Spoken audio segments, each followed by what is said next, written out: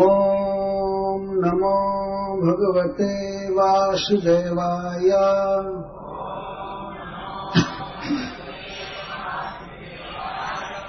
ओम नमो भगवते वासुदेवाय।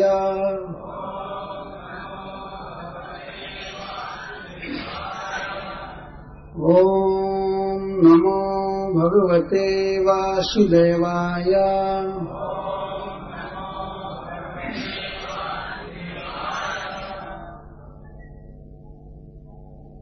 श्रीमद् भागवत महापुराण अष्टम स्कंध अथ प्रथम अध्याय।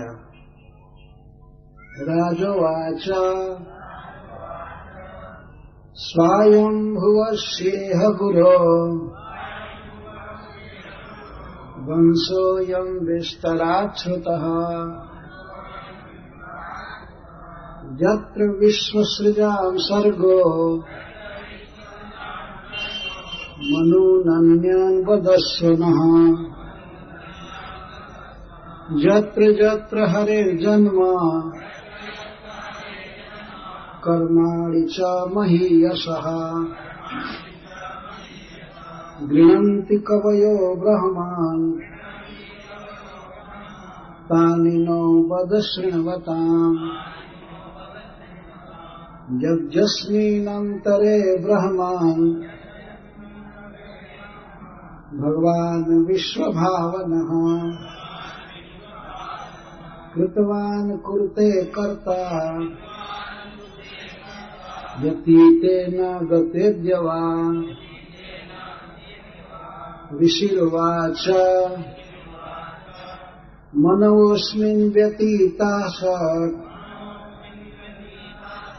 कल्पे स्वायंभुवादयः। आद्यस्ते कथितो यत्र देवादीनां च संभवः। आकुत्यां देवहूत्यां वै आकुत्यां देवहूत्यां च दुहित्रोस्तस्य वै मनः। धर्म ज्ञानोपदेशार्थं भगवान् पुत्रतां गतः। कृतं पुरा भगवतः कपिलस्यानुवर्णितम्। आख्यासे भगवान् यज्ञो यच्चकार कुरुद्वः।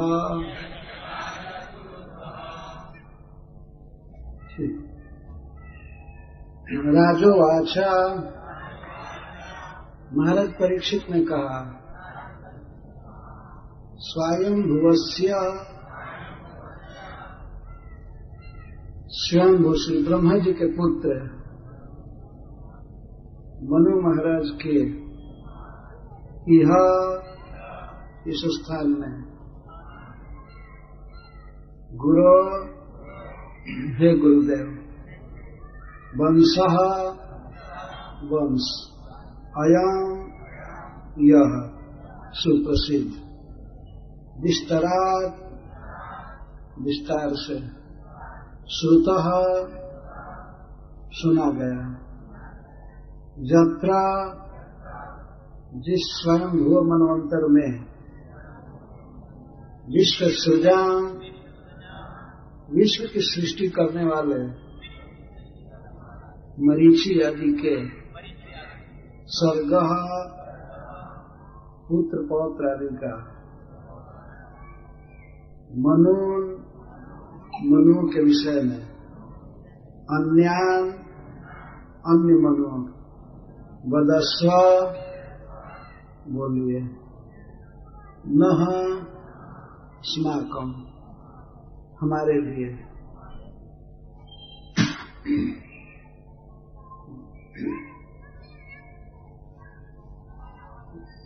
इस श्रीमद् भागवतम कथा में पधारे हुए आप सबका स्वागत है। और भगवान श्री कृष्ण सबके चित्त को अपने में समाहित रखें यही प्रार्थना है। यहाँ पर सबसे पहले सूत गोस्वामी बोल रहे हैं नैमिषारण्य में।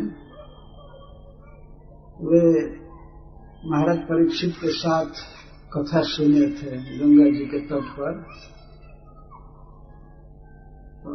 वे जानते हैं कि महाराज परीक्षित ने क्या पूछा और सुखदेव गोस्वामी ने क्या उत्तर दिया। दोनों को बोलते जाते हैं। यहाँ पर वे बोल रहे हैं, राजोवाच, महाराज परीक्षित ने पूछा। राजा उवाच, राजोवाच, राजा ने पूछा। उवाच का अर्थ है कहना। राजोवाच, राजा बोले, हे गुरु, हे ज्ञानदाता, हे सर्वश्रेष्ठ, आपने स्वयंभू मनु के वंश का विस्तार से वर्णन किया और हमने सुना। कृपा करके आप अन्य मनुओं के विषय में बताइए।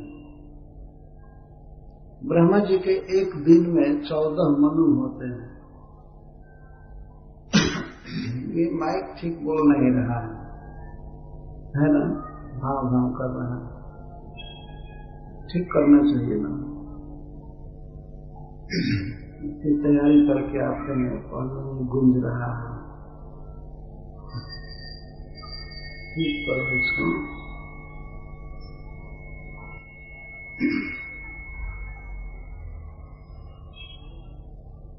कथा का अक्सर लगता है कि अपना कुछ आलाप ले रहा है।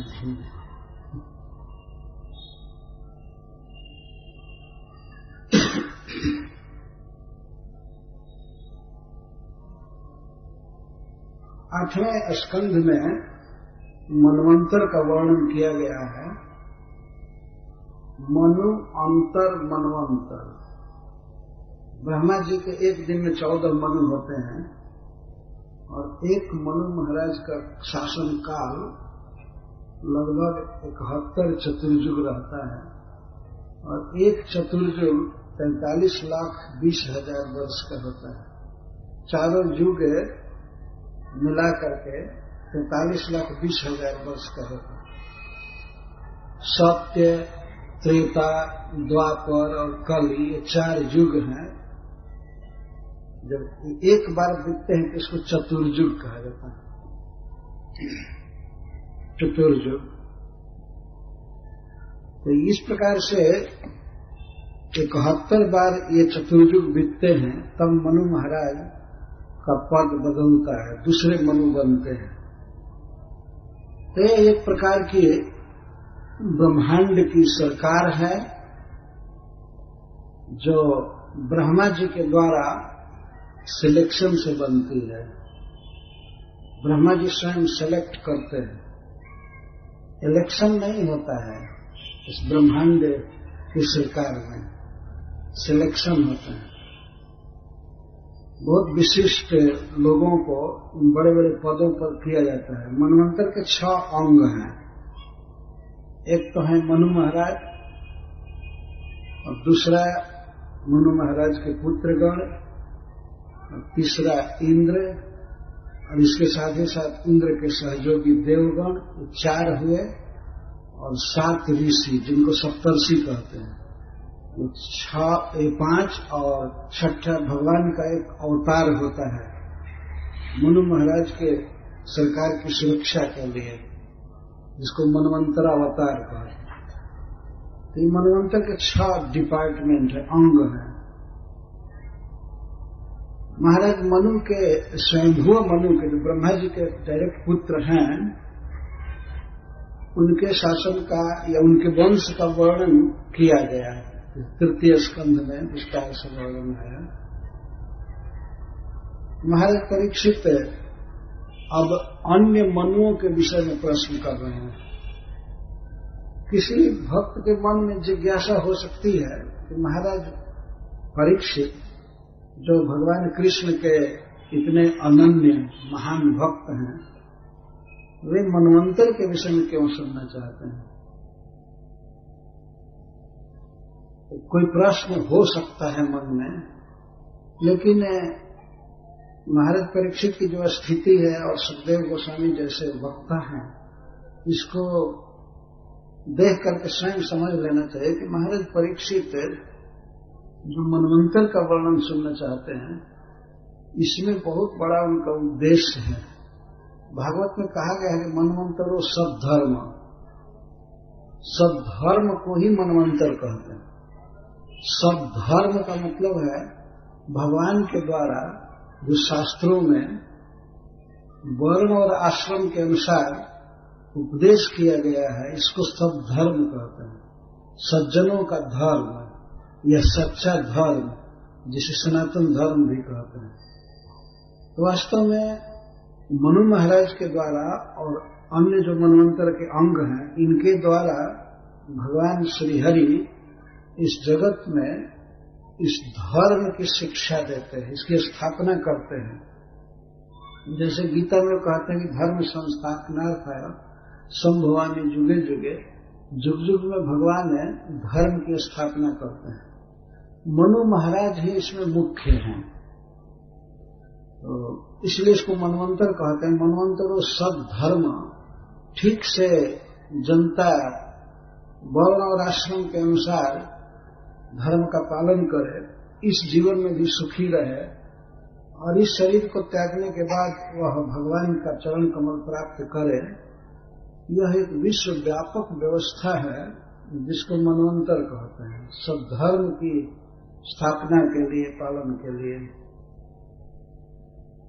जब सद्धर्म का श्रवण किया जाता है, आचरण किया जाता है, तब वासना का नाश हो जाता है। ऐसा कहा है श्रीधर स्वामी ने। मनुष्य के जीवन में अनेक कामनाएं हैं, संसार में देख ही रहे हैं चारों तरफ, इतनी कामनाएं हैं, कामनाएं, इसको वासना कहते हैं। वासना, प्रत्येक मनुष्य के मन में कोई न कोई इच्छाएं हैं। लेकिन जब भगवत प्राप्ति की इच्छा केवल रहे और अन्य सारी इच्छाएं समाप्त हो जाए, तो कहा जाएगा कि चित्त निर्मल हो गया, शुद्ध हो गया और केवल भगवान को चाह रहा। लेकिन शास्त्र ऐसा कहता है कि बिना सद्धर्म का आचरण किए वासनाएं निर्मूल नहीं होती। जब भगवान के द्वारा उपदिष्ट धर्मों का ठीक ठीक व्यक्ति आचरण करता है, तब हृदय उसका शुद्ध हो जाता है। तो हृदय को शुद्ध करने के लिए ये मनवंतर का वर्णन सुनना आवश्यक होता है, इसे भगवान में प्रेम बढ़ता है। महाराज परीक्षित एक तो स्वयं की शुद्धि के लिए और दूसरी बात है कि समग्र जनता की शुद्धि के लिए मनवंतर का वर्णन सुनना चाहते हैं। और विशेष करके मनवंतर में जो भगवान की लीलाएं हुई हैं या हो रही हैं या आगे होंगी, उसी को सुनना चाहते हैं। इनका प्रश्न इस तरह से है, जत्र जत्र हरेर जन्म कर्माणि च महीयस गृणन्ति कवयो ब्रह्मं स्थानि नो वद सिन्वताम। हे ब्रह्मन, ब्रह्म ने वेद, हे वेदज्ञ, हे सर्वज्ञ, जत्र जत्र जस्मिन जस्मिन मनवंतरे, भगवान हरे जन्म, जिस जिस मनवंतर में भगवान का जो जो जन्म हुआ है, जत्र जत्र हरे जन्म, भगवान के जन्म में अवतार और कर्माणि च, अवतार लेकर के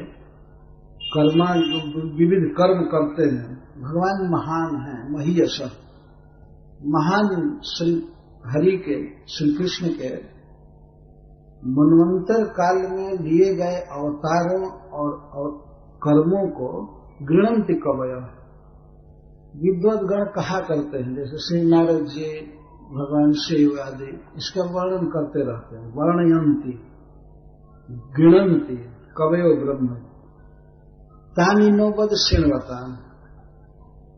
एक सदाचार उपस्थित कर रहे हैं कि जितने भी कवि हैं, मर्मज्ञ हैं, भगवान के तत्व को जानते हैं, वे लोग भगवान के अवतार कथा को और कर्मों को, लीलाओं को गृणन्ति, कहते ही रहते हैं, बोलते ही रहते हैं।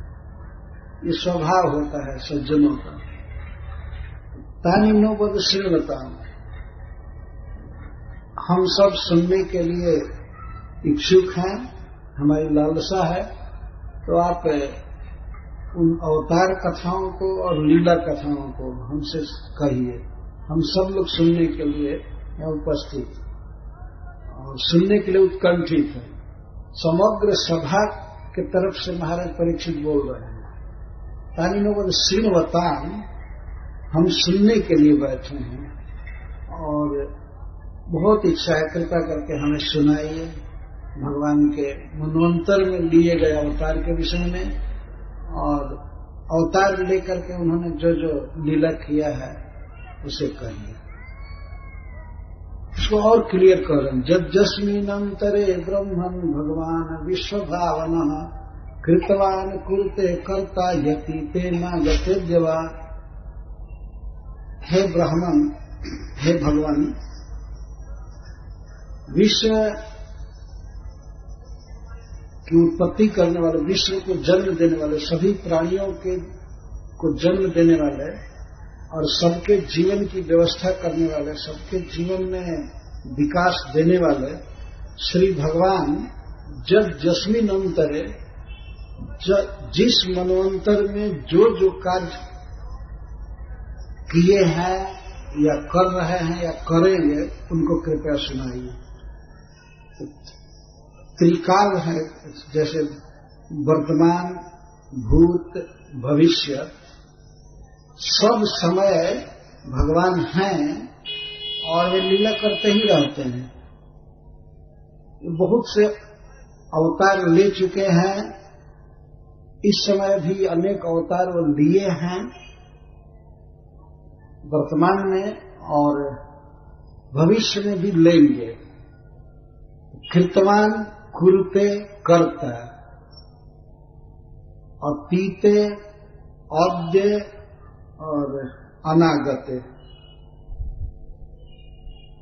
अतीत कहते हैं जो समय बीत चुका है।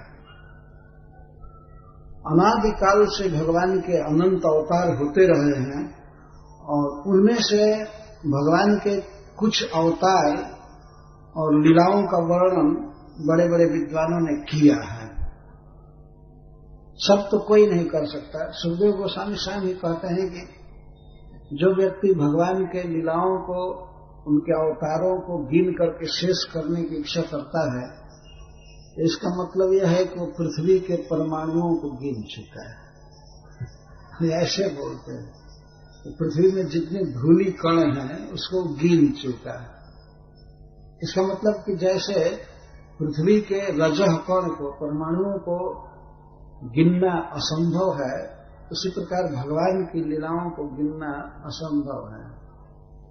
तो इस तरह से भाषा बोलते हैं कि अगर कोई भगवान विष्णु के गुणों को गिन करके, गा करके शेष करना चाहता है, इसका मतलब कि पृथ्वी के परमाणुओं को गिन चुका है, तब साहस कर सकता है। तभी साहस कर रहे हैं, नहीं तो कैसे करेगा। इसका मतलब यह है कि परमाणुओं को गिनना संभव हो सकता है, लेकिन भगवान के गुणों को, उनके अवतारों को, लीलाओं को गिनकर शेष कर देना संभव नहीं। तो तीनों काल में भगवान हैं और लीला करते ही रहते हैं। भविष्य में भी वे करेंगे ही। कई रूटीन ऐसे सेटअप किए गए हैं। अब इस प्रकार इसी स्कंध में पढ़ेंगे कि ये जो वर्तमान मनवंतर है, 7वां मनवंतर है इस कल्प में, ब्रह्मा जी के इस कल्प में ये 7वां है। तो 6 बीत चुके और अभी 7 आगे होने वाले हैं। उन 7 मनवंतर में भगवान के कौन कौन अवतार होंगे, मनवंतर अवतार, इसका वर्णन सुखदेव गोस्वामी ने किया है। नाम बताया है, सप्तर्षियों का नाम बताया है, इंद्र कौन होंगे इत्यादि सारी बातों को क्लियर बताया है। तो महाराज परीक्षित कह रहे हैं कि जब जस्मिन अंतरे ब्रह्मन, हे ब्रह्मन, जस्मिन अंतरे जत विश्व भावना भगवान कृतवान कुरुते कर्ता। कृतवान का अर्थ है अतीते जत कृतवान, भूतकाल में जो वे कर चुके हैं, और अद्य कुरुते, और इस समय कर रहे हैं, और अनागते जो अभी काल आया नहीं है, भविष्यत काल, उसमें कर्ता करिष्यति, वे करेंगे।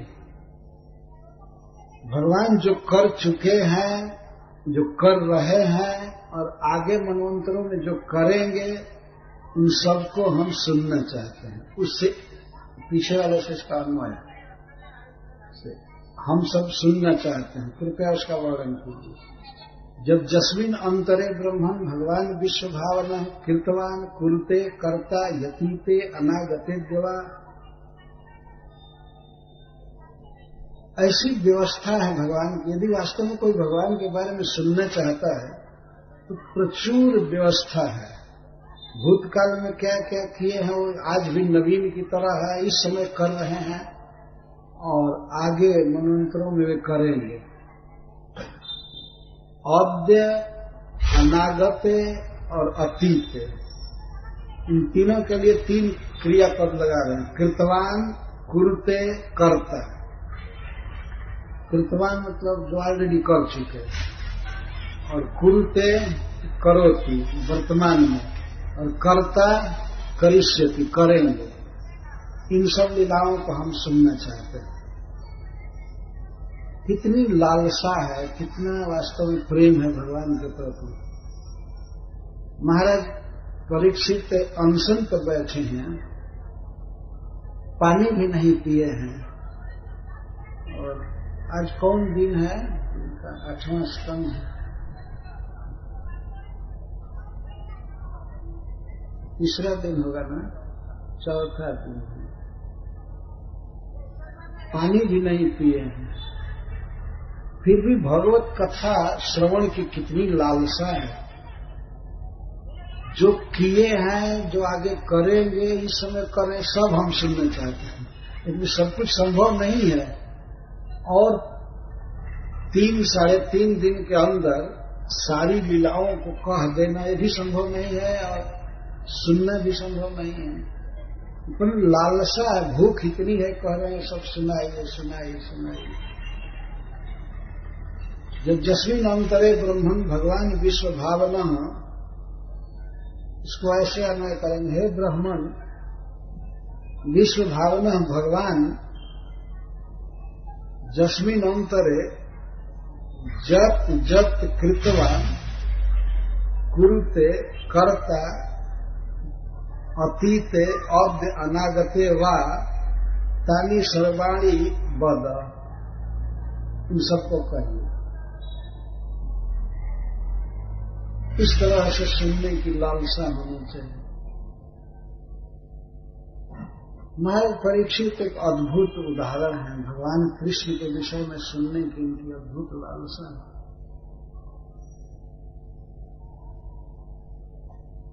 तो इस प्रश्न को सुनकर सुखदेव गोस्वामी बोलते हैं, हे महाराज, इसलिए यहां पर इनको ऋषि उवाच कहा गया। ऋषि का एक अर्थ होता है ऋषि मंत्र द्रष्टा, और ऋषि का यह भी अर्थ होता है ऋषि त्रिकालज्ञ, तीनों काल की बात जाने उसको ऋषि कहते हैं। तो चूंकि तीनों काल पर प्रश्न है कि भगवान पहले क्या किए हैं, कौन कौन अवतार लिए मनवंतर में और इस समय या भविष्य में, इसीलिए अब इसका ही उत्तर दे रहे हैं। तो उत्तर वही दे सकता है जो ऋषि है। जो ऋषि नहीं है वो तो वर्तमान का भी उत्तर नहीं देगा। इस समय भगवान क्या कर रहे हैं, अरे भगवान है कि नहीं है, कुछ गधों को तो ये भी मालूम नहीं है। फिर क्या कर रहे हैं कौन जानेगा। भगवान वृंदावन में है और बांसुरी बजा रहे हैं, गाय चरा रहे हैं। अगर ये बात कहिए तो कुछ सचमुच ऐसे गधे हैं जो बिल्कुल नहीं मानेंगे। अरे नहीं, भगवान का तो कोई रूप नहीं है, कोई ये नहीं है, वो नहीं। लेकिन महाराज परीक्षित तो साफ करे, भगवान जो किए हैं पहले, इस समय जो कर रहे हैं, भविष्य में जो करेंगे, उनको बोलिए। इसका मतलब भगवान कर्म करते हैं। जन्म कर्म चमे दिव्यम, भगवान के जन्म कर्म दिव्य हैं, वो करते ही रहते हैं।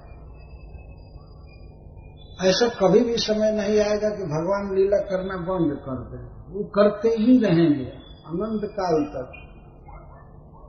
और जीवों का, मनुष्यों का जो भी कर्म है वो ठप हो जाएगा, ये शरीर बदल जाएगा, मर जाएगा, दूसरा जन्म मिलेगा, होगा, सब बदल जाता है।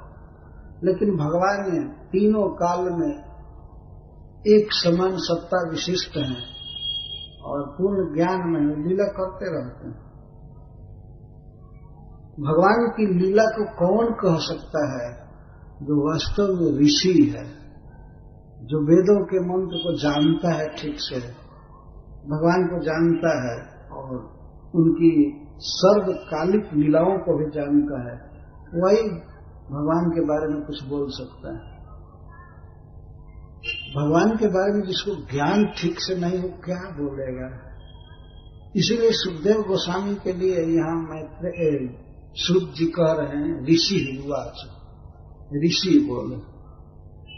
सुखदेव गोस्वामी अपने साथ कोई भागवत लेकर नहीं घूम रहे थे,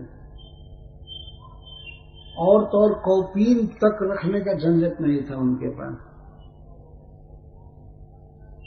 लेकिन भगवान के पूर्ण ज्ञाता थे, भूत भविष्य वर्तमान में भगवान की सारी लीलाओं के मर्मज्ञ। इसीलिए उनके इस गुण को देख करके सूत जी कहते ऋषि उवाच, नहीं तो श्री शुक उवाच कहते क्या हर्ज था? कहते ही है सब जगह श्री शुक उवाच, श्री बादरायणी उवाच, अब यहाँ श्री ऋषि उवाच कहा, ऋषि बोले। मनोस्मिन व्यतीता सत कल्पे स्वयं हुआ गया। हे महाराज, अस्मिन कल्पे, ब्रह्मा जी के इस दिन में, ब्रह्मा जी के एक दिन को कल्प कहते हैं, अस्मिन कल्पे सत मनोह व्यतीता, 6 मनवंतर बीत गए इस कल्प में। स्वयं हुआ गया, जिसमें है सबसे पहले मनु है ब्रह्मा जी के पुत्र, जिनको स्वयंभू मनु कहते हैं। स्वयंभू का पुत्र होने से उनको स्वयंभू मनु कहते हैं। इस समय जो मनु महाराज हैं वे हैं विवस्वान के पुत्र। विवस्वान महाराज कश्यप जी के पुत्र है और माता अदिति से जिनका जन्म है। माता अदिति के सबसे ज्येष्ठ पुत्र हैं विवस्वान और सबसे छोटे पुत्र हैं वामन देव। 12 भाई हैं तो उनको 12 आदित्य कहते, 12 आदित्य। तो विवस्वान के पुत्र हैं इस समय इसमें जो मनु है विवस्वान के पुत्र हैं, इसीलिए इनको वैवस्वत मनु कहते हैं। और पहले मनु को स्वयंभू मनु कहते हैं, ब्रह्मा जी के पुत्र हैं और ये विवस्वान के पुत्र हैं। इनके विवस्वान मनु के सबसे ज्येष्ठ पुत्र हैं इक्ष्वाकु महाराज। इसी मनु महाराज का नाम भगवान गीता में बोल रहे हैं, इमं विवस्वते योगम प्रोक्तवान हमव्ययम विवस्वान मनवे प्राह मनुरीक्षा करे प्रभु। यह मैं जो ज्ञान दे रहा हूं, इस योग को, ज्ञान को मैं सबसे पहले विवस्वान को दिया था और विवस्वान ने अपने पुत्र मनु को दिया, मनु ने इक्ष्वाकु को दिया। एवं परंपरा प्राप्तम इमं राजर्षि विदुर। तो सुखदेव गोस्वामी कहते हैं कि अस्मिन कल्पे सत्य मनोह व्यतीता, अस्मिन कल्पे स्वयं हुआ दे सत्य मनोह व्यतीता, 6 मनु बीत गए हैं। आद्यस्ते कथितो जत्र देवादि नाम से संभव। आद्य में तो प्रथम मनु का मैंने वर्णन किया मनवंतर का, जिसमें देवताओं और सभी जीवों की उत्पत्ति का वर्णन किया गया। देवादि नाम देवता, दैत्य, मनुष्य सबके जन्म का वर्णन किया गया है इस मनवंतर में। जन्म हुआ है। आद्यस्ते कथितो जत्र देवादि नाम से संभव। तृतीय स्कंध में इस वर्णन आया हुआ है किस तरह से इस मनवंतर में सृष्टि हुई, देवता आदि उत्पन्न हुए, ब्रह्मा जी के द्वारा 10 प्रकार की सृष्टि का भी वर्णन किया गया, तो इसी मनवंतर में हुआ है। आद्यस्ते कथित, आद्य मतलब पहला मनवंतर में वर्णन कर दिया। इस मनवंतर में भगवान अवतार लिए खास मनु महाराज की 2 पुत्रियों के द्वारा। आकुत्यम देवहुत्यम च दुहित्रो तस्य वै मनो। मनु महाराज की 2 पुत्रियां, ऐसे 3 पुत्रियां हैं, आकुति, देवहुति, प्रसूति, लेकिन आकुति और देवहुति के गर्भ से साक्षात भगवान ने अवतार लिए। धर्म ज्ञानोपदेशार्थम भगवान पुत्रताम गतः। आकुति के गर्भ से भगवान जन्म लिए यज्ञ के रूप में, और उन्होंने धर्म का उपदेश किया, वर्णाश्रम धर्म का उपदेश किया। और देवहूति के गर्भ से श्री भगवान जन्म लिए कपिल नाम से, तो उन्होंने ज्ञान का उपदेश किया। धर्म ज्ञानोपदेशार्थम, धर्म का और ज्ञान का उपदेश करने के लिए भगवान पुत्रताम गतः। मनु महाराज की पुत्रियों का पुत्रत्व स्वीकार किए, इसका मतलब पुत्र बने। तो कृतम पूरा भगवतः कपिलस्यानुवर्णितम, मैंने आपसे भगवान कपिल देव के विषय में, उनके उपदेश अवतार आदि के विषय में पहले वर्णन कर दिया है। पूरा मतलब पहले 3 स्कंध में। कृतम पूरा भगवतः कपिलस्यानुवर्णितम, भगवान ने कपिल देव का अनुवर्णन मैंने कर दिया है। अब मैं आपसे बता रहा हूं आख्या से भगवान यज्ञ जच्चकार कुरुद्वः।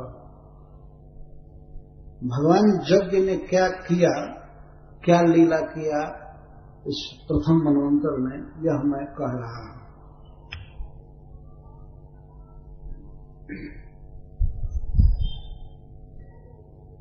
यहां तक कथा स्पष्ट रूप से आ रही है,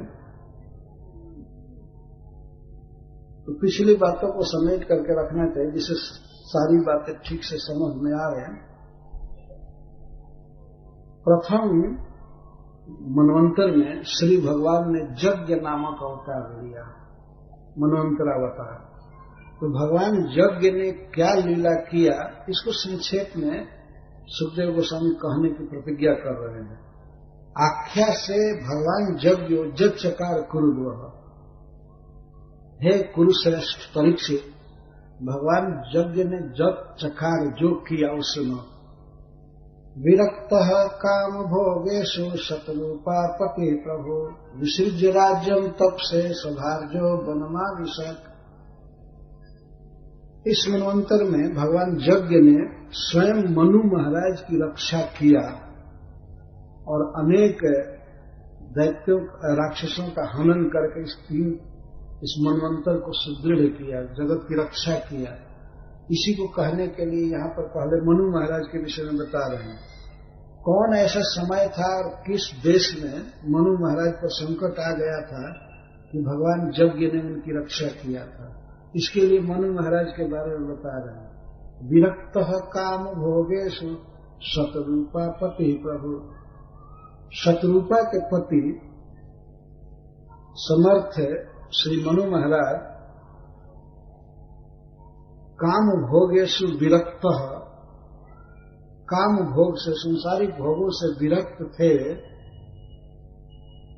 कुछ काल राज्य करके राज्य त्याग दिए।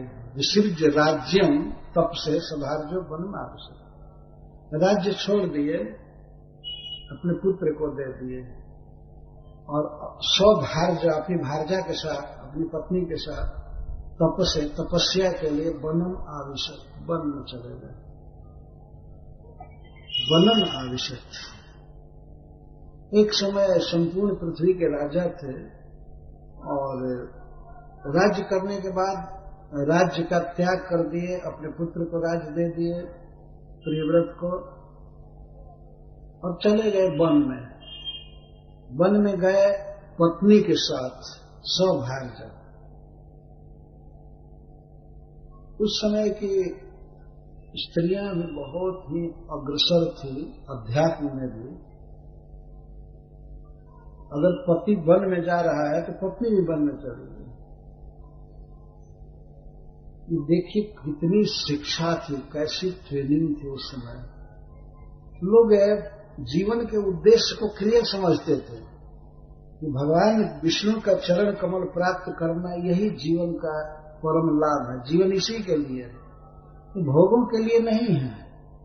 तो सम्राट पद पर महाराज मनु थे, संपूर्ण पृथ्वी के शासक, फिर भी विरक्त काम भोगेशु, काम भोग से विरक्त थे और वन में चले गए।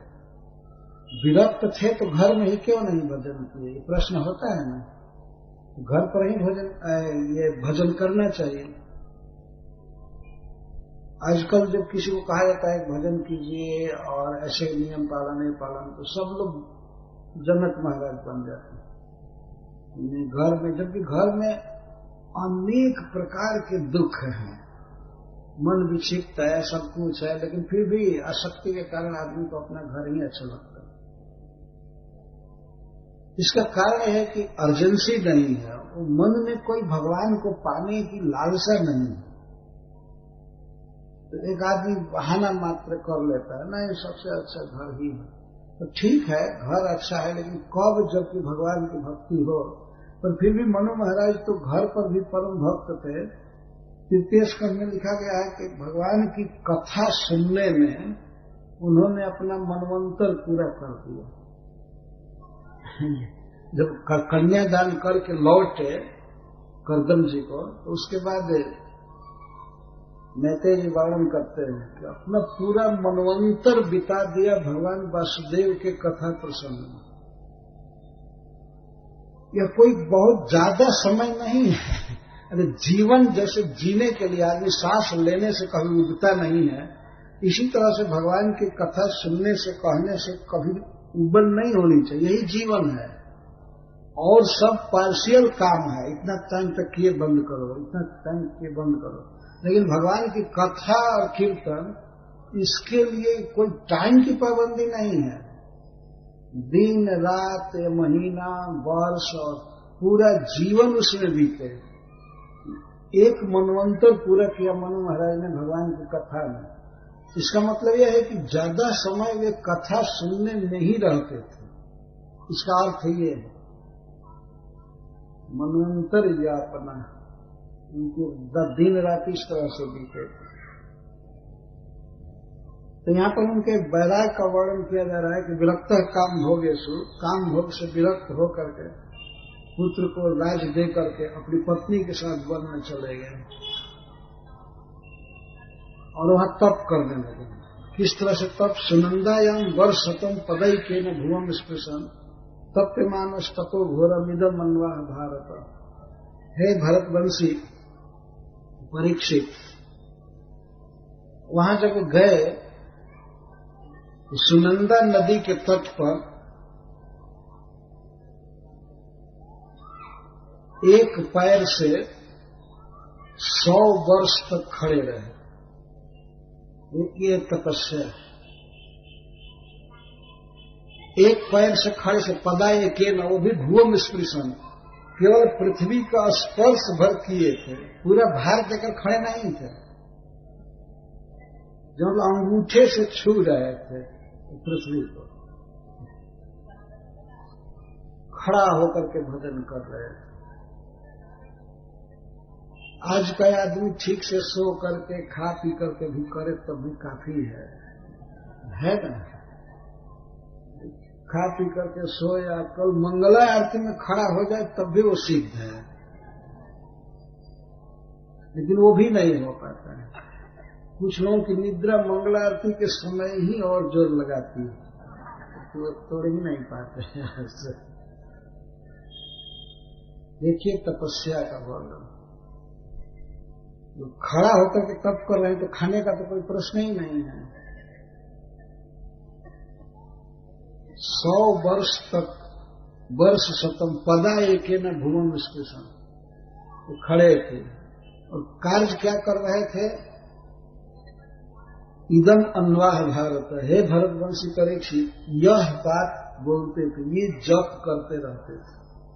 खड़ा थे लेकिन जप कर रहे थे,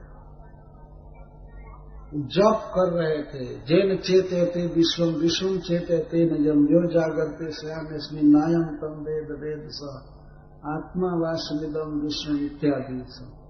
हरे कृष्णा कृष्णा कृष्णा हरे हरे, हरे राम राम राम हरे हरे। यह एक सिद्धांत है कि आदमी चाहे सोकर भजन करे, सोया रहे, चाहे खड़ा रहे। भजन क्या है? भजन है भगवान का नाम उच्चारण। अगर बेड पर सोए सोए भी बोल रहा है तो ठीक है, और नहीं खड़ा ही है और चुप है तो ठीक नहीं है। तो सो करके भी अगर जप कर रहा है तो वो बेटर है। इसका मतलब ये नहीं है कि सो करके जप करना चाहिए, लेकिन अगर मान लीजिए उसी दशा में ही करेगा तो ठीक है, करे। इदम अनु आह भारत, यह बोलते रहते थे। मनु महाराज की तपस्या का यह प्राण है, भगवान का जप।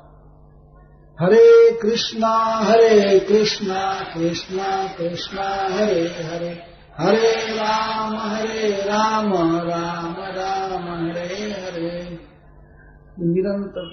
लेकिन मान लीजिए बेड पर कोई जप चालू किया और एक माला पूरा होते होते बस माला भी छूटी और सो गया, तो इसलिए खड़ा ही करना ठीक है। कभी कभी लोग बैठ करके जप करते हैं फिर भी झपकी आने लगती है, तो इसलिए उपदेश किया जाता है कि खड़ा होकर कीजिए, खड़ा होकर के कीजिए। खड़ा होने पर भी अगर झपकी आए, गिरने का डर हो तो चल कर करना। इस तरह से मतलब एक क्या उसको कहते हैं, छूट देना, इसको कम से कम कहते हैं। ये स्टैंडर्ड का भजन तो यह है कि बैठ करके भगवान में चित्त लगा करके और नाम का उच्चारण किया जाए, या भागवत पढ़ा जाए, कोई श्लोक पढ़ा जाए। लेकिन अगर ऐसा नहीं कर सकते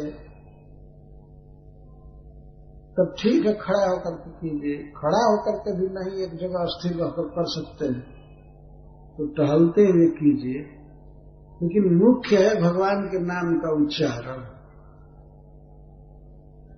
अभी मैं कार से आ रहा था तो एक भक्त बताए कि कोई एक दल है भारतवर्ष में जो कहते हैं कि नहीं, जप करने की कोई जरूरत नहीं है।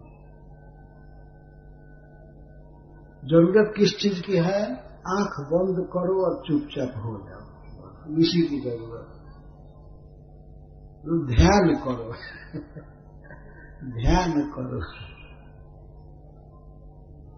ये तो बहुत आसान है, कोई भी आदमी पसंद का ठीक है, तब तो इसमें आराम है, कोई परिश्रम नहीं।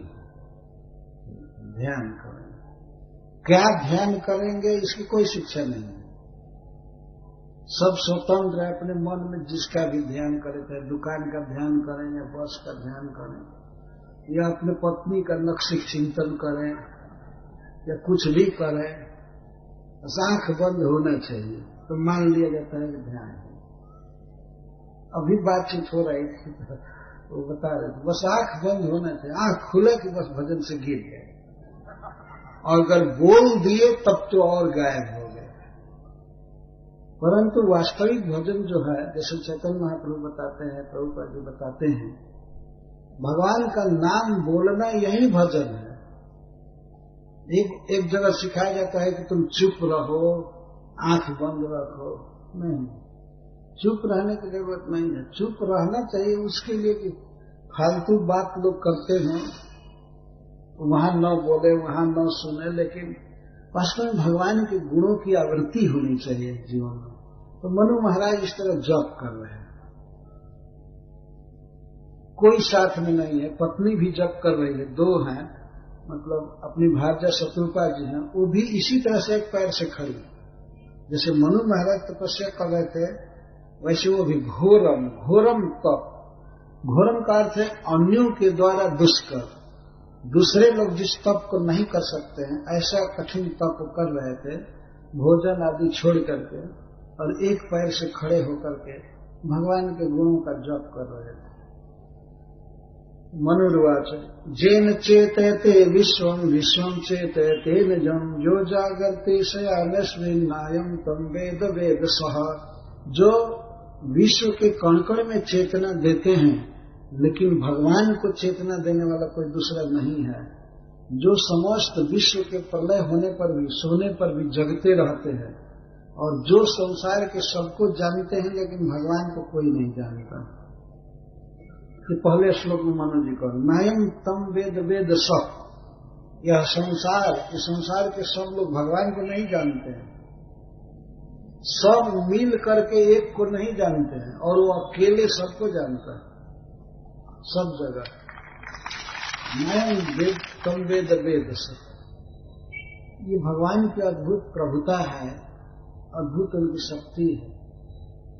जेन चेतयते विश्वम, जेन भगवता इदम विश्वम चेतयते, इस विश्व में चेतना आती है। प्रत्येक प्राणी में जो सोचने की, करने की, याद करने की शक्ति, चित्त कहते, चेतना, कॉन्शियसनेस, वो भगवान से आती है। सब में चेतना देते हैं, मत स्मृति ज्ञान न को होना। परंतु सारा संसार मिल करके भगवान में चेतना नहीं दे सकता, क्योंकि स्वयं चिद्रूपत्व, वो स्वयं ही चेतन स्वरूप है, तो उनमें चेतना कोई क्या देगा। जैसे सूर्य से सब लोग लाइट प्राप्त करते हैं, लेकिन सूर्य में कोई लाइट क्या देगा। वो स्वयं ही प्रकाश पुंज है, स्वयं नक्ष से चेतन प्रभु है, तो उनको चेतनीभूत कोई क्या करेगा। और ये सबको चेतना देते हैं। ऐसे भी संसार में देखिए, भगवान ने जिसको जो अंग दिया है और जिस चेतना दे रहे हैं, इंद्रियों में काम करने की शक्ति दे रहे हैं, यदि भगवान के द्वारा बनाई हुई कोई इंद्रिया काम नहीं कर पाती है, तो किसी भी प्रकार से उसको ओरिजिनल रूप दे पाना असंभव होता है, किसी भी इंद्रिय को। जिससे आंख खराब हो जाती है, तो आंख को कोई बना नहीं सकता है, दूसरे की आंख को लगा दिया जाता है, आजकल ऐसा सुना जाता है। लेकिन वो आंख भी भगवान बनाए हैं, कोई मनुष्य बनाया हुआ नहीं है ना। मनुष्य में कोई शक्ति नहीं है कि भगवान के द्वारा बनाए हुए इंद्रिय को रिप्लेस कर सके, किसी भी जीव के इंद्रिय। चेतना आदि देना तो और दूर की बात है। तो इसमें मनु महाराज कहते, जेन चेतयते विश्वम, जिनके द्वारा विश्व के समस्त प्राणी चेतना प्राप्त करते हैं, और सब मिलकर जिनको चेतना नहीं दे सकते, यो जागृति शयानेस्मिन, इस जगत के सोने पर या प्रलय काल में वो जगता रहते हैं। ऐसे भगवान तो सब समय जगते रहते हैं। जगने का अर्थ है कि सब कुछ जानते हैं, लेकिन संसार सोता रहता है, भगवान के विषय में नहीं जानता। उसी को कह रहे हैं, न अयम तम वेद वेद स, ये सारा संसार जिनके विषय में नहीं जानता है, पर वे सबको जानते हैं। भगवान को ठीक से नहीं जानने के कारण ही संसार में इतने मतांतर हैं, और एक दूसरे में कलह भी है, विवाद भी है। एक दल कहता है कि मैं भगवान को ठीक से जानता हूं, दूसरा दल कहता है कि मैं ठीक से जानता हूं। लेकिन मनु महाराज कहते हैं, नायम तम वेद, ये नहीं जानते। संसार के कोई लोग नहीं जानते हैं भगवान को, भगवान सबको जानते हैं, देखते हैं। नायम तम वेद वेद स, इस संसार में भगवान के विषय में ठीक ठीक ज्ञान बहुत कम लोगों को प्राप्त है। वास्तव में मनु महाराज कहते हैं कि अयम तम न वेद, अयम मतलब यह विश्व या विश्वस्थित समस्त प्राणी समुदाय, तम न वेद, भगवान को नहीं जानते, और भगवान सबको जानते हैं। इसीलिए भगवान के विषय में बहुत बहुत विवाद है। और भगवत धारणा के अनुसार, जिसको धर्म कहते हैं, मान्यता के अनुसार अनेक पंथ हो गए हैं। जब पंथ हो गए कोई बात नहीं, जिसको जैसे भगवान की तरफ बढ़ना हो बढ़े, लेकिन एक पंथ दूसरे पंथ से झगड़ा करता है, उसको मारना चाहता है, नहीं तुम ठीक नहीं जानते, है ना। इस संसार में सबसे बड़ा बड़ा जो युद्ध हुआ है, धर्म के लिए हुआ है। धर्म के लिए युद्ध हुआ है कि हम ठीक जानते हैं, तुम ठीक नहीं जानते हो, तुम जीने लायक नहीं हो, केवल हम ठीक हैं, ये ठीक है वो ठीक है, इतना विवाद है भगवान के विषय, इतना झगड़ा किसी के बारे में नहीं है, और सब क्लियर है। लेकिन भगवान भगवत तत्व जो है इतना दुर्गेय है कि अब अपने अपने समझ से लोग झगड़ा करते रहते हैं। और मनु महाराज तो कह रहे हैं कि ये सब नहीं जानते और भगवान इनको जानते। कारण ये है, एक सिद्धांत है कि भाई प्रमाता को प्रमाण नहीं जान सकता है। प्रमाता जैसे सूर्य है या नेत्र, आंख को प्रमाता कहेंगे। और मान लीजिए मैं इस झोली को मेरी आंख देख रही है तो इसको प्रमाण कहेंगे। प्रमाण, ये प्रमाण प्रमाता को नहीं देख सकते। जब आँखिन सब देखिए आँखिन देखी जाही, आंख सबको देखती है लेकिन आंख को जड़ वस्तु नहीं देख पाती। तो मैं इस झोली को देख रहा हूं, आंख देख रही है, लेकिन आंख बंद करके झोली हमारे आंख को नहीं देखेगी। तो खुली हुई आंख रहे तभी ये नहीं देख सकती। इस तरह से भगवान सबको देखते हैं लेकिन ये जीव भगवान को नहीं देख पाते। जल जगत यह ज्ञान, इस ज्ञान की वे आवृत्ति कर रहे थे। जब वो जप कर रहे थे मनु महाराज खड़े थे और उनका चित्त बाह्य वृत्ति से लुप्त हो रहा था, भगवान में आविष्ट था, भगवान में आविष्ट था। तो इसलिए असुर लोग ये समझे कि ये सो रहा है, निश्चेष्ट है, तो वे खाने दौड़े। लेकिन वास्तव में वे समाधिष्ठ थे, समाहित आगे कहा गया है। तो ये जप करने में वे समाहित थे। जब भगवान का जप करना हो, ध्यान करना हो तो बाहर से चित्त हट जाता है, भगवान के रूप चरित्र गुण आदि में लग जाता है। तो स्वाभाविक रूप से लगता है कि इंद्रियां बाहर को छोड़ चुकी है। परंतु कुछ लोग उसकी नकल करते हैं, आंख को जबरदस्ती बंद करके और ऐसे आंखों को दिखाते हैं जैसे लगता है कि अब संसार को छोड़ चुके, लेकिन वो केवल नाटक भर होता है ना। केवल एक नाटक ड्रामा होता है कि चित्त की एकाग्रता का, ऐसा कुछ होता नहीं है वहां। परंतु मनु महाराज जो भगवान का जप कर रहे थे तो समाहित होते जा रहे थे, समाहित होते जा रहे थे। ये सब जप कर रहे हैं। इसके साथ ही साथ वे भगवान के गुण गाते समय, भगवान का गुण गाते हुए संसार के लोगों के हित का उपदेश कर रहे हैं। आत्मा वास्यमिदं विश्वं जग किंचित् जगत्यां जगत तेन त्यक्तेन भुंजीथा मा गृधः कस्य धनम। यह सारा विश्व आत्मना भगवता आविश्य आवास्य, भगवान सब जगह हैं, सब में हैं, सब में समाये हैं। चेतना के रूप में है और सत्ता के रूप में भी है, वस्तु के रूप में भी है और चेतना के रूप में भी है। भगवान सब जगह हैं।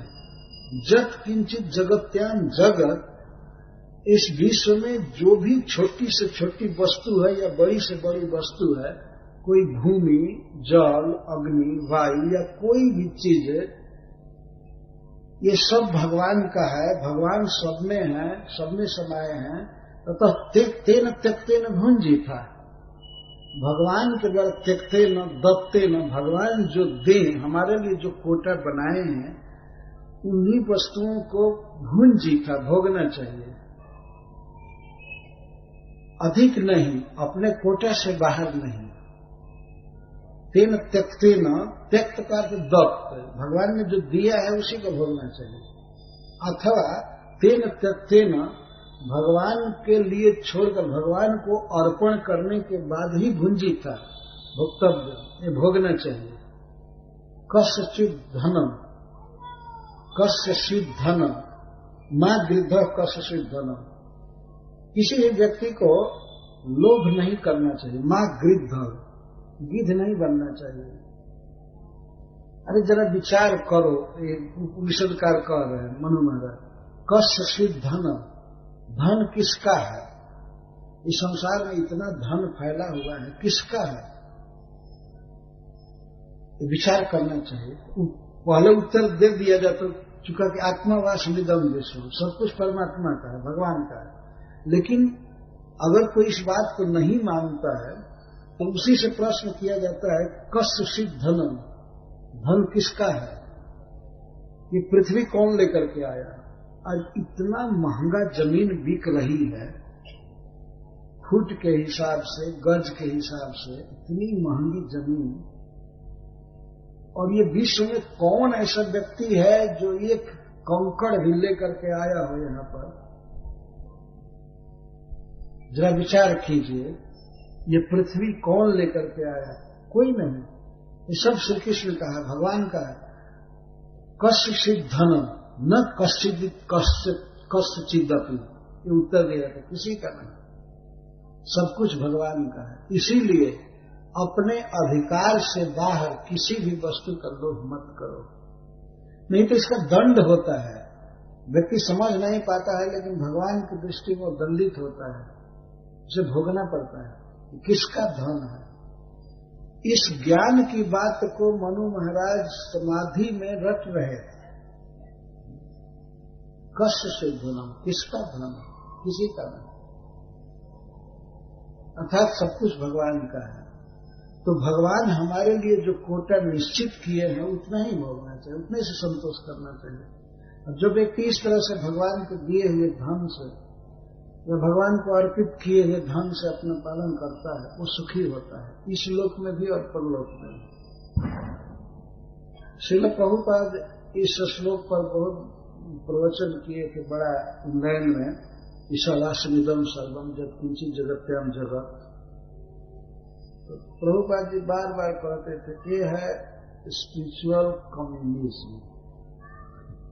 स्पिरिचुअल कम्युनिज्म, ये साम्यवाद है। धन किसका है? संसार में धन के लिए हमेशा लड़ाइयां हो रही है, हमेशा लड़ाइयां होती है। हमारा इतना है, हमारा इतना है, हमारा इतना है, हमारा इतना, हमारा ये रिजर्व होना चाहिए, हमारा ये होना चाहिए, हमारा ये होना चाहिए। और इन दोनों दलों को डंडा मारना चाहिए कि है किसका, ये है किसका, क्यों लड़ रहे हो? जो भी है, जिसके पास धन है भी, वो भी सोचे कि धन उसका नहीं है, और जिसके पास नहीं है उसको तो ठीक ही सोचना होगा कि नहीं है, ठीक है। लेकिन ये जिसके पास धन है वो भी सोचे कि मेरा नहीं है, ये किसी और का है, तो उसकी इच्छा के अनुसार उसका इस्तेमाल होना चाहिए। जिसके पास नहीं है तो उसे ये सोचना चाहिए कि ईश्वर के द्वारा दिया हुआ हमारा जितना है उतना ही होना चाहिए। ये विधि है वास्तव में संसार में जीने की, रहने की। तेन त्यक्तेन भुंजीथा, ईश्वर का दिया हुआ जो कुछ है उसे संतोष करना चाहिए, वो व्यक्ति सुखी रहता है। जब पश्यति पश्यन्तं, अगर ये प्रश्न होता है जब भगवान सब जगह हैं, सब में समाये हुए हैं, तो दिखाई क्यों नहीं पड़ते हैं? सब जगह हैं तो दिखाई क्यों नहीं पड़ते? उसी का उत्तर मनु महाराज दे रहे हैं, यम न पश्यति पश्यन्तम, वो तो पश्यन्तम देख रहे हैं, उपस्थित हैं, चारों तरफ है, सब जगह, हमारे भीतर है, बाहर है, सब जगह। लेकिन ऐसे पश्यन्तम, देखने वाले परमात्मा को यम न पश्यति, यह जन समुदाय न पश्यति, देख नहीं पाते, वे हैं, नहीं देख पाता है तो इसके नजर का दोष है, आंखों का दोष है, लेकिन भगवान है सब जगह। चक्षुर्जस्य न ऋष्यति, भगवान की आंख ऐसी है, उनकी ज्ञान शक्ति ऐसी है जो कभी भी नष्ट नहीं होती। कोई ऐसा देश, कोई ऐसा काल नहीं है जहां उनकी दृष्टि न पहुंचती हो। तीनों काल तक क्या होगा, होने वाला है, हो रहा है, और किसी भी देश में, स्थान में भगवान की दृष्टि सब जगह है और सब काल में है। न ऋष्यति मतलब क्षीण नहीं होती। ऐसा नहीं है कि कोई खास देश है जहां उनकी दृष्टि जाती ही नहीं है, या कोई खास काल है वहां तक उनका दिमाग नहीं पहुंचता है, ऐसी बात नहीं है। सर्वत्र है, सब समय है। तम भूत निलयम देवम सुपर्णम उपधावत। समस्त जीवों के हृदय में निवास करने वाले ऐसे अनासक्त प्रभु की शरण लो। उपधावत, उनका उपधावन करो, उनकी शरण लो। उपदेश करते हुए जप कर रहे हैं। न जस्याद्यंतो मध्यम च स्व परो नान्तरम वही। अब कहते हैं कि वास्तव में भगवान जगत के रूप में है, फिर भी जगत से विलक्षण है। अगर ये कहा जाए कि भगवान जगत के रूप में है तो एक प्रश्न उठेगा, तब तो जगत का आदि देखा जाता है, अंत देखा जाता है, मध्य देखा जाता है, तो भगवान का भी आदि होगा, अंत होगा। तो कहेंगे नहीं, जस्य आद्यंत न जिनकी उनकी कोई शुरुआत है न उनका कोई अंत है, और इसलिए मध्यम च, और मध्य नहीं है। न भगवान का कोई स्व है न पर है, न कोई उनका अपना है और न पराया है, न उनके कुछ भीतर है न उनके कुछ बाहर है। विश्व सामून्य जस्मान, बल्कि विश्व का आदि अंत मध्य सब उनके कारण है, और जो विश्व से व्यतिरिक्त हैं, जो विश्व स्वरूप है, तद्रीतम परम सत्य हैं, अव्यभिचारी रूप से तीनों काल में और सर्वत्र जो विद्यमान है, ऐसे महान प्रभु की शरण लो, या हम शरण लेते हैं। स विश्वकायः पुरुहूतैषः सत्यः स्वयं ज्योतिरजः पुराणः भक्तेश जन्माद्यजयात्मशक्त्या तां विद्योदस्य निरीहयास्ते। विश्व ही जिनका शरीर है, विश्वकायः, विश्व ही जिनकी काया है, और पुरुहूत, पुरूणी बहुनी नामानी जैसे भगवान के बहुत से नाम हैं। पुरुहूत, हूत माने नाम, उनको अनेक प्रकार से पुकारा जाता है। इस समय भी संसार में आप देख ही रहते हैं, देख सकते हैं कितने सैकड़ों हजारों नाम हैं और अलग अलग लोग पुकारते हैं, पर पुकारते हैं उसी को, उसी बांसुरी वाले को पुकारते हैं। एक बार एक व्यक्ति हमसे बात कर रहे थे, तो हमने कहा सब तो उसी को पुकारते हैं, उसी को पुकारते हैं। उन्होंने कहा किसको पुकारते हैं? तो वो कह रहे मुरली वाले को, और किसको पुकारेंगे, उसके अलावा कौन है? तो मैं खुश हो गया, ठीक है, वो अल्लाह कहिए चाहे गॉड कहिए, कुछ भी कहिए, मुरली वाले को ही पुकारते हैं। उनको वही पुकारने योग्य है, और अनेक नाम है, अनेक नाम है भगवान के। ऐसे ब्रज लीला में ही हजारों नाम है उनके, फिर द्वारका लीला है, मथुरा लीला है, और फिर अनंत अवतार हैं, तो नाम तो बहुत हैं। पुरुहूत और ईशः जो परम ईश्वर है, ईश्वर परम कृष्ण। सत्य है, तीनों काल में एक समान अवस्थित है। स्वयं ज्योति, स्वतः ज्ञान संपन्न है। अजः अजन्म, जन्म रहित। पुराणः, पुराने, आज के नहीं। पुराण मतलब जीर्ण शीर्ण नहीं, या पुराने मतलब अनादि, अनादि का। जितने विश्व में जितने देवता ये सब नए हैं, लेकिन भगवान अनादि है, पुराण पुरुष है।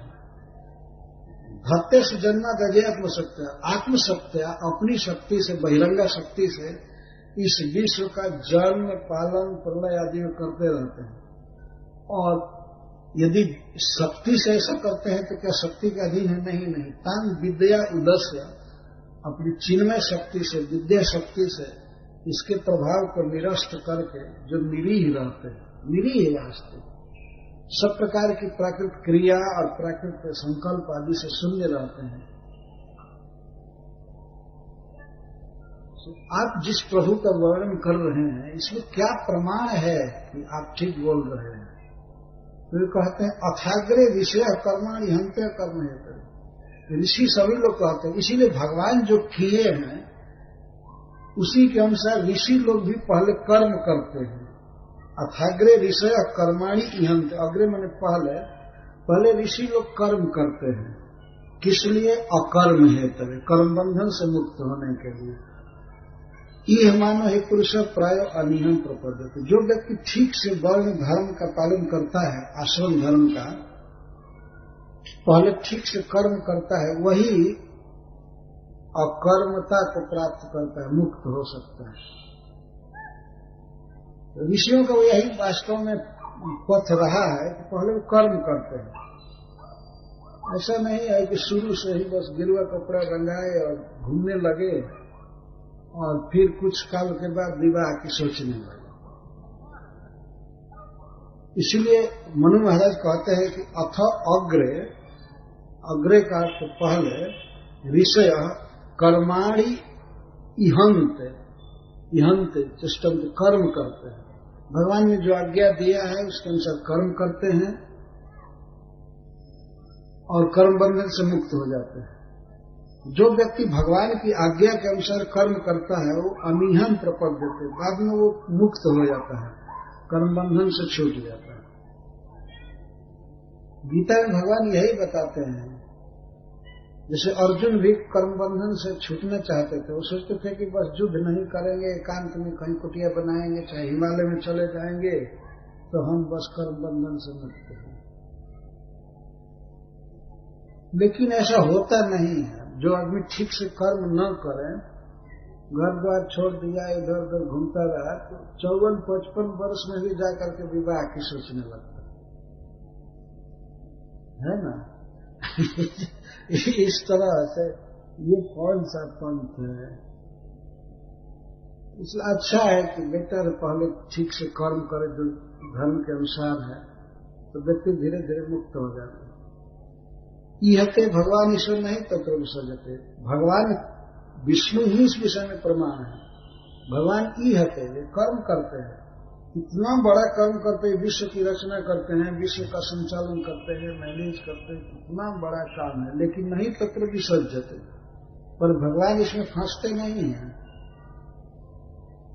इतना संसार अच्छा रच करके भगवान कभी नहीं सोचते हैं कि अब एक बार बना दिए तो इसका प्रलय नहीं करना चाहिए, इसमें फंसते नहीं हैं। न विसर्जते, बिल्कुल ऐसा तो नहीं है। परम मस्ती से आनंद के साथ सृष्टि करते हैं और चलता रहता है सृष्टि।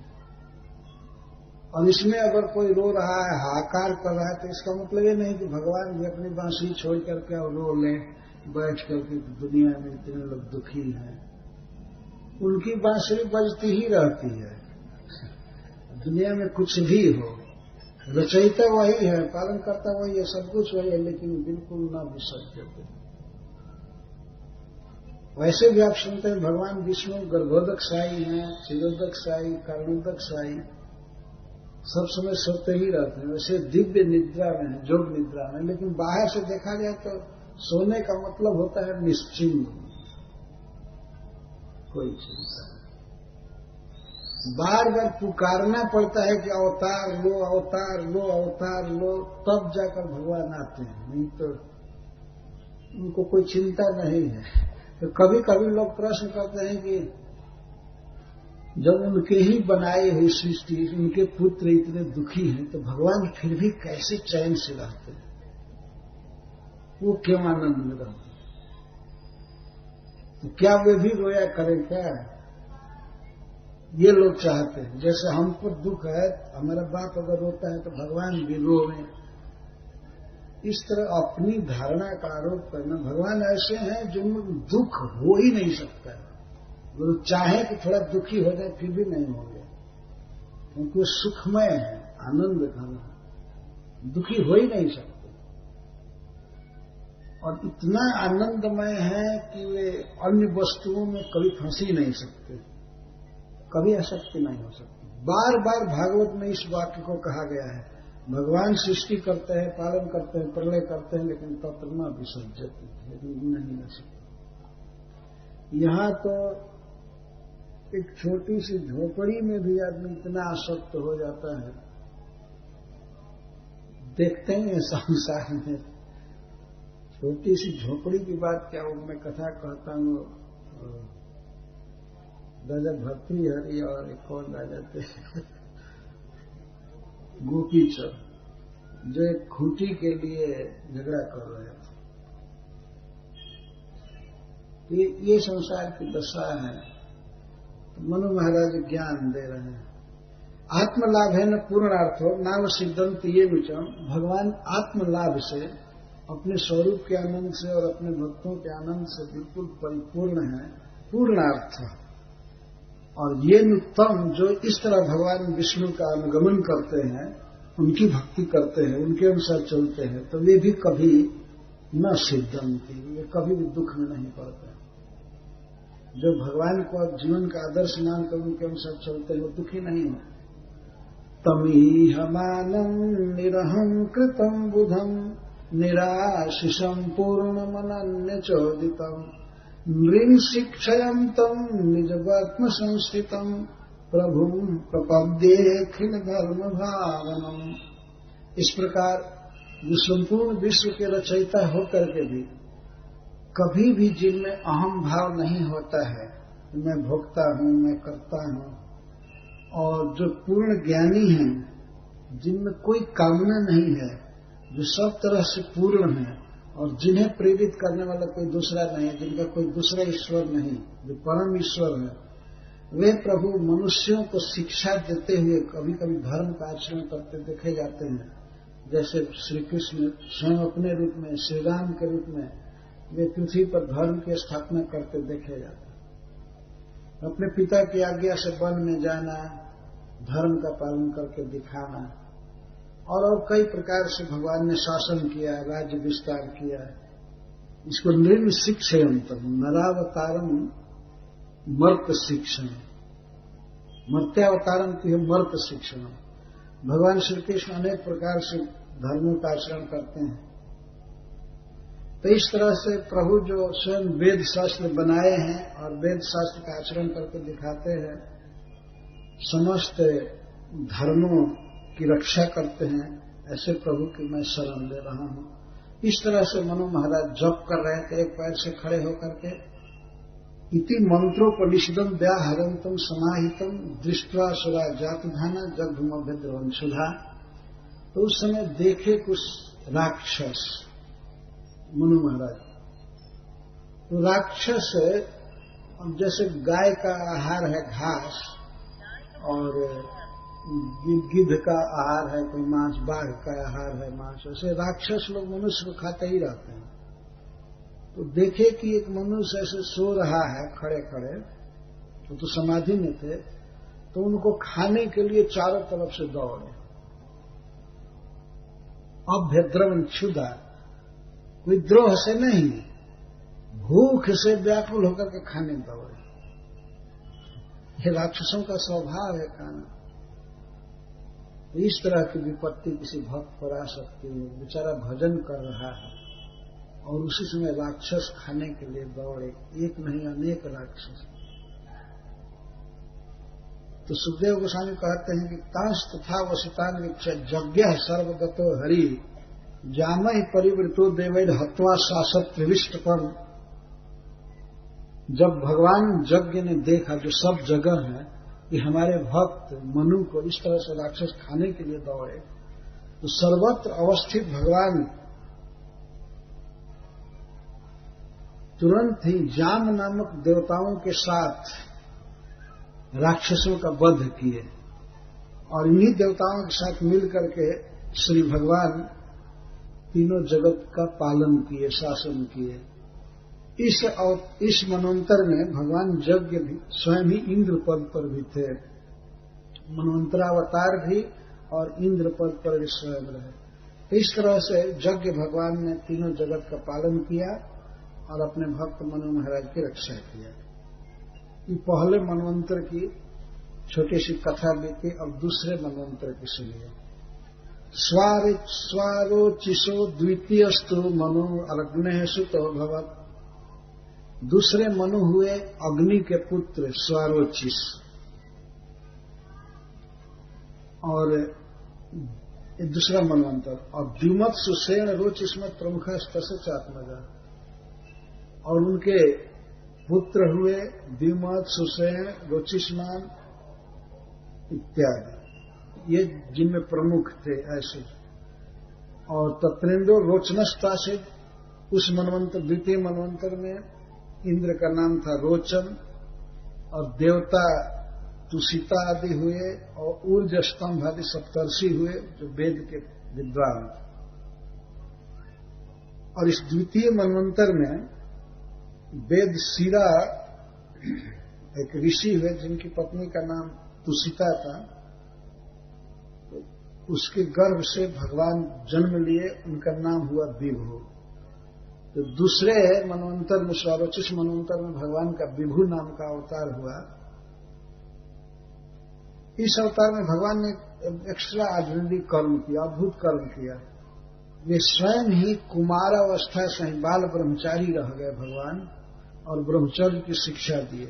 तो भगवान विभु के आचरण का अनुगमन किए 88,000 लोग, जो अखंड ब्रह्मचर्य व्रत का पालन किए। और अवतार में भगवान और भी लीला करते थे, लेकिन इस अवतार में उन्होंने ये कार्य किया। अष्टाशीति सहस्राणी मुनयो ये धृत व्रता अनुशिक्षण व्रतम तस्य कौमार ब्रह्मचारिण। भगवान का व्रत सब सीखे। क्या व्रत था भगवान का? कौमार ब्रह्मचारिण, बाल ब्रह्मचारी वे रह गए। तो उनके अनुसार 88,000 मुनि लोग ब्रह्मचर्य व्रत का पालन किए। ये दूसरा मनवंतर में भगवान की लीला। तृतीय उत्तमो नामो प्रिय व्रत सुतो मनु। तीसरे मनवंतर में प्रियव्रत के पुत्र उत्तम मनु हुए, और उनके पवन, संजय, यज्ञहोत्र आदि पुत्र हुए। और वशिष्ठ जी के 7 पुत्र प्रमद आदि इस मनवंतर में सप्तर्षि हुए। और सत्या, वेदसुता, भद्रा, देवा, इंद्रस्तु सत्यदेव। सत्य, वेदसुत, भद्रा इत्यादि देवता हुए। और इंद्र का नाम हुआ सत्यजित। धर्म की पत्नी सुनीता के गर्भ से भगवान अवतार लिए इस तृतीय मनवंतर में। उनका नाम हुआ सत्यसेन, और उनके सत्यव्रत आदि पुत्र हुए। इस अवतार में भगवान ने यक्ष और राक्षसों का वध किया। मुख्य रूप से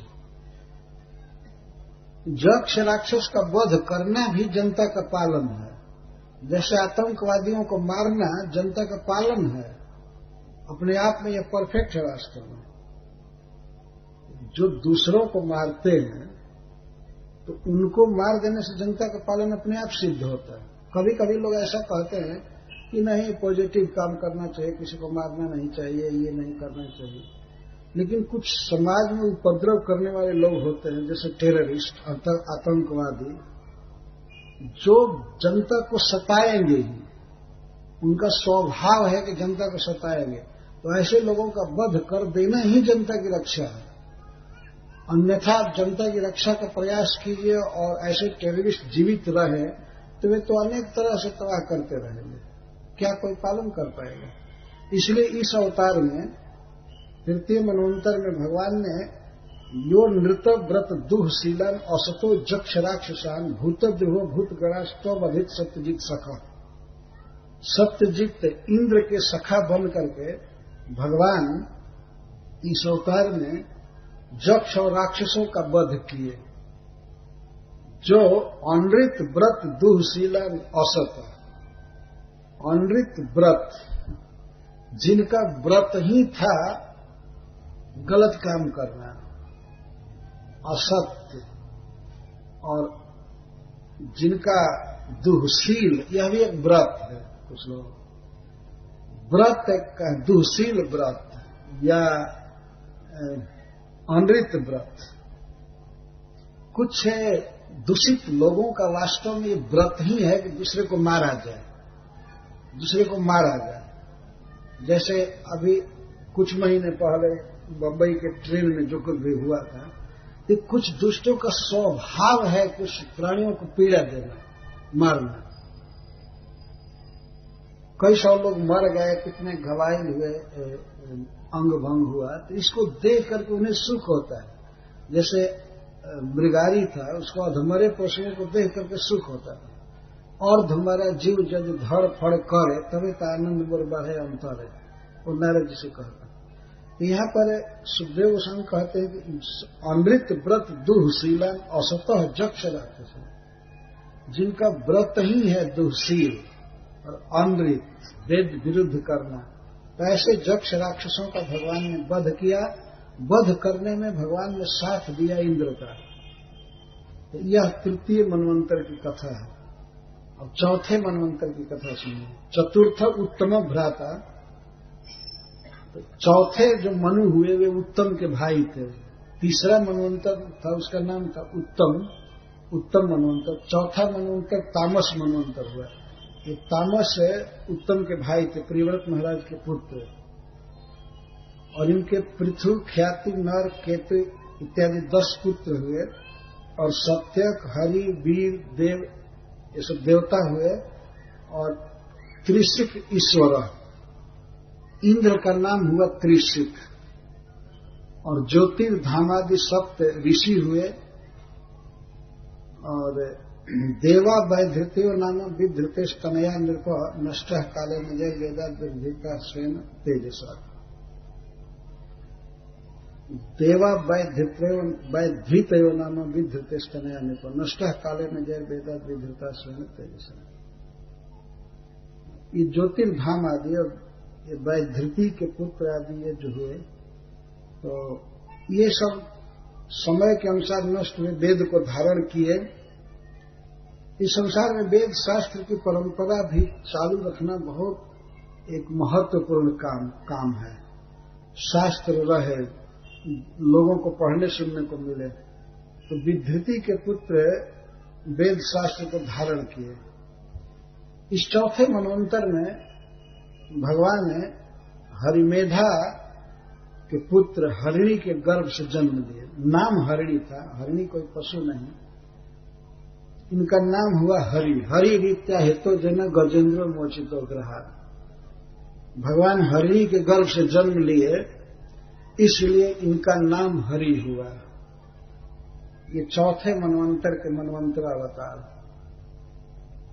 हरि। और इसलिए भी इनका नाम बहुत प्रसिद्ध हो गया हरि। गजेंद्र के दुख को हरे भगवान, गजेंद्र के आरती का हरण किए, इसलिए भी इनका नाम हरि प्रसिद्ध हुआ। हरि रीत्या हितो जनु गजेंद्र मोचितो ग्रह। इन्होंने ग्रह से गजेंद्र को मुक्त किया और सुप्रसिद्ध नाम हुआ हरि। जब सुखदेव गोस्वामी चौथे मनवंतर की कथा कहे, तब महाराज परीक्षित फिर प्रश्न किए। प्रश्न हुआ था, उसका तुरंत प्रश्न करना। बाद राय एतत्ते श्रोतुम इच्छा महे वयम हरिर जथा गजपतिम ग्रह ग्रस्तम अमुमुचत। हे बादरायण के पुत्र, हे वेदव्यास देव के पुत्र, हम आपसे उस कथा को सुनना चाहते हैं कि हरिर जथा गजपतिम ग्रह ग्रस्तम अमुमुचत। ग्रह से ग्रस्त गजेंद्र की किस प्रकार भगवान ने रक्षा की, कृपया हमें सुनाइए, हम इसको सुनना चाहते हैं।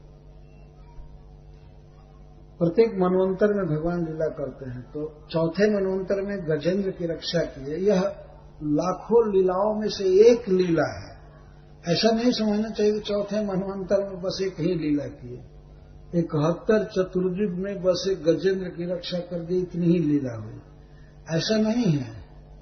लेकिन कितना आदमी कह सकता है, सुनने वाले के पास और कहने वाले के पास भी समय का अभाव था, तो वो एक लीला कह रहे हैं, तो उसको उसकी व्याख्या कराना चाहते हैं।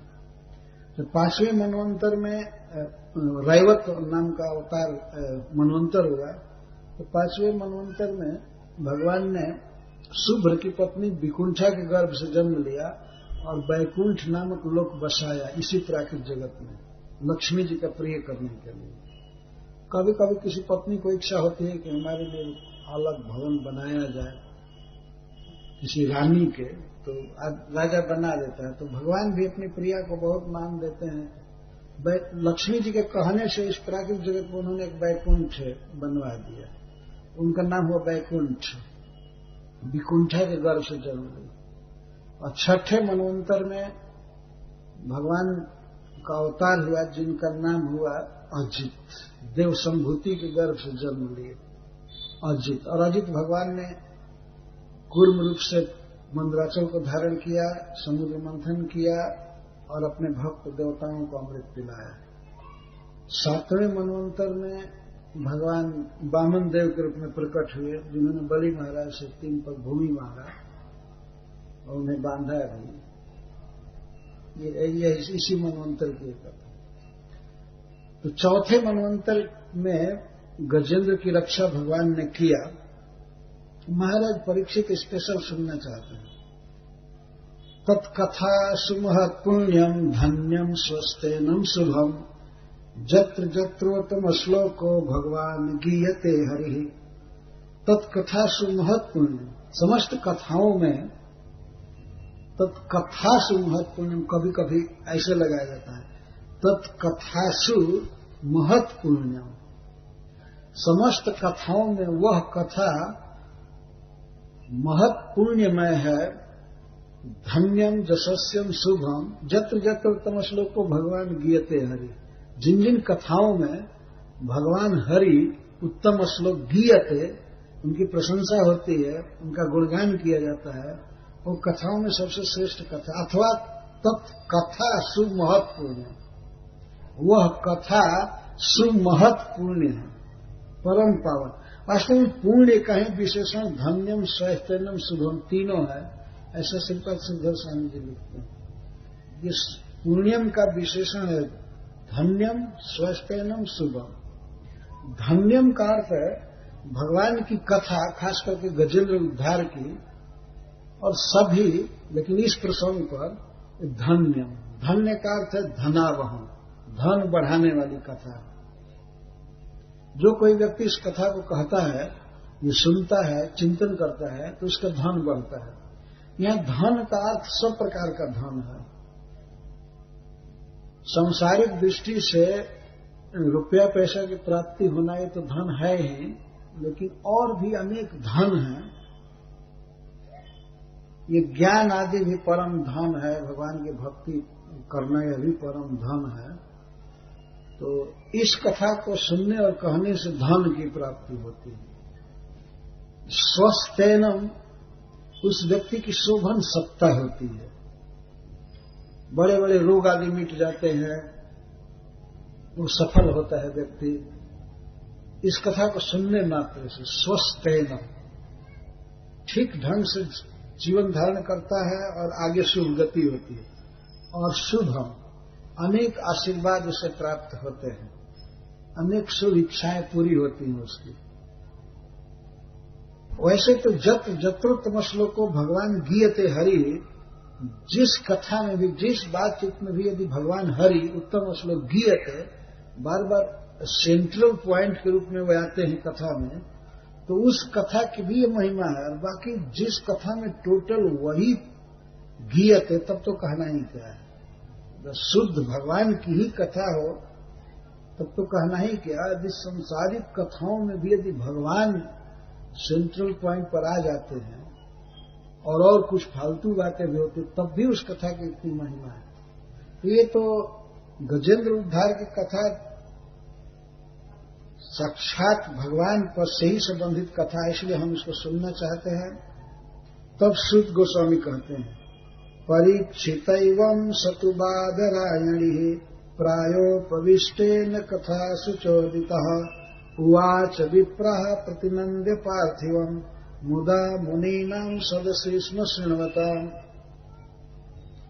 और सूत गोस्वामी कहते हैं, हे विप्रः, हे शौनकादि ब्राह्मणों, जब इस प्रकार परीक्षित ने प्रश्न किया और सुखदेव गोस्वामी को कथा कहने के लिए प्रेरित किया, कथा से चोदित प्रेरित,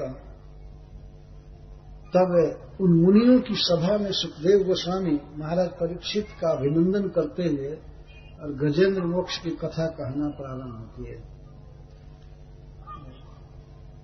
इसमें एक शब्द बहुत महत्वपूर्ण है। महाराज परीक्षित की क्या दशा है, कथम भूता परीक्षिता पृष्ठ, तो प्रायोपविष्ट में, जो प्रायोपविष्ट थे, प्राय मतलब अनशन व्रत, जो अनशन व्रत में बैठे थे,